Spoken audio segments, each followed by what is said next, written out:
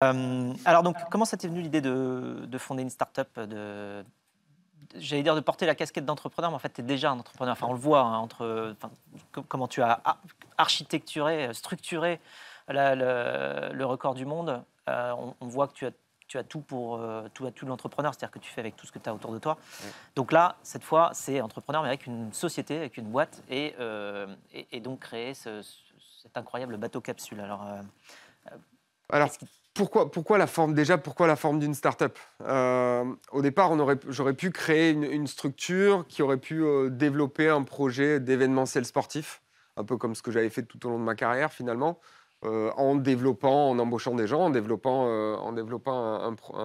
un engin comme celui-là, comme notre Speedcraft. On aurait pu faire ça. Et en trouvant des financements auprès de sponsors qui allieraient leur image à notre projet. C'était effectivement une petite idée de départ, mais finalement de se dire: «OK, on va développer énormément d'innovations, on va défricher, on va créer, on va innover». Pourquoi ne pas essayer de capitaliser sur toute cette innovation finalement? Et peut-être certaines en faire des produits, qui pourraient aider à la décarbonation du transport maritime. C'était en fait finalement une quête de sens dans ma carrière. C'était de se dire, OK, pendant 15 ans, tu as mené une carrière fabuleuse dans le monde du kitesurf, tu as visité des super beaux endroits, tu as amené le kite à un niveau de performance très élevé, mais finalement, qu'est-ce qui reste à la fin, si ce n'est ton nom écrit dans l'histoire d'un sport? Pas grand-chose, et du coup, c'était vraiment de se dire, OK, tu es passionné par la mer, tu as un projet, peut-être que tu peux aider à contribuer à l'amélioration de l'état de cette mer avec lequel tu es au contact au travers de tes passions, et donc d'allier un projet d'innovation à un exploit. Et du coup, qu'on a décidé d'adopter pour Sirocco, c'est effectivement une start-up, donc une entreprise avec une idée de business model qui soit autre que du sponsoring sportif classique, mais qui soit là dans le développement d'innovation, la commercialisation de produits, et donc ensuite avec des levées de fonds, des investisseurs. Donc, vous avez levé plusieurs millions d'euros pour réaliser cela. On en est où des essais là?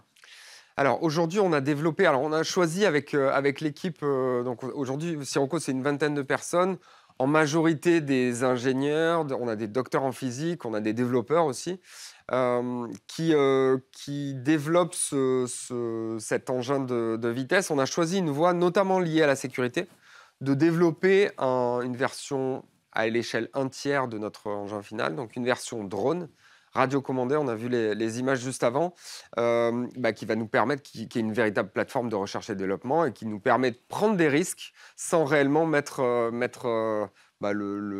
le risque humain au milieu, hein. Sachant que moi, je vais être le pilote de l'engin l'équipe technique, on conçoit avec l'équipe technique. Et donc, autant ne pas prendre trop de risques au tout début, défricher avec ce prototype radiocommandé. Et là, aujourd'hui, on apprend à voler avec ce prototype radiocommandé avant de designer la grande version qui fera 7 mètres de long, avec une aile de kite qui fera 50 mètres carrés. Aujourd'hui, elle en fait que 19, Mmh. mais c'est déjà C'est assez grand, imposant. enfin, Ouais.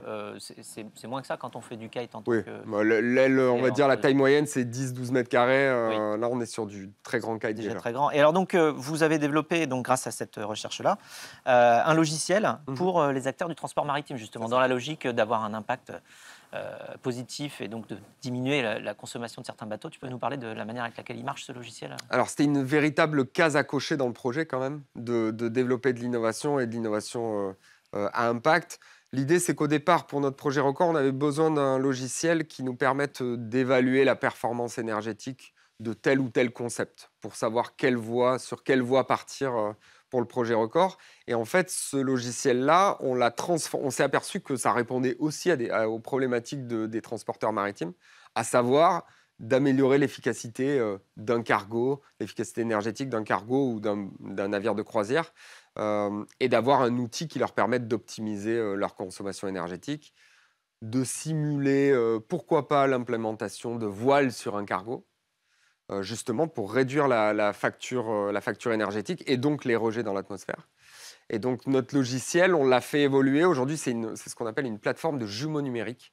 C'est un petit peu complexe, mais c'est une représentation numérique d'un bateau qui reproduit très fidèlement le comportement de ce navire en mer. Et donc, on va être capable de simuler le comportement d'un navire, lui ajouter des voiles si l'opérateur veut tester des voiles, voir l'influence que ça va avoir sur sa consommation sur telle ou telle route qu'il emprunte. Ça va lui permettre de simuler ses consommations énergétiques et les optimiser afin de réduire l'impact environnemental. Le challenge dans l'industrie du transport maritime, il est colossal. On a, comme dans toutes les industries aujourd'hui, il y a des étapes à atteindre et c'est une réduction de 50% des émissions de CO2 d'ici 2050.